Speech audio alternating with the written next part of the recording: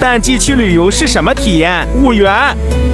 第一天高铁到达婺源站，预定的民宿在巫女洲附近，很喜欢他家的院子，房间是新中式风，很舒服。第一站巫女洲，建议买夜场门票加单程游船100块，下午4点入园，在景区走走逛逛，拍照打卡，还是很出片的。夜幕降临，也迎来了巫女洲最好看的时候，在这里天上宫阙是真实存在的，每天晚上还有2场打铁花，亲眼见证铁树银花落，万点星辰开，真的很震撼。如果你还想看金阁烟花秀，可以关注巫女洲官方号，具体时间和更多活动都会通知。第二天拼车去黄岭，30每人，订的民宿离景区不远，门前就是稻田、大山，还有一条小溪，很适合发呆放空。下午上黄岭看晒秋，门票加索道来回145。来黄岭，我个人是非常建议晴天来的，光线好，清晰度高，一步一景，真的非常出片。另外，除了常规线路，大家一定要走走小巷子，有很多隐藏角度，拍照一绝。所以这个秋天一定要来婺源看看，还有不清楚的评论区回。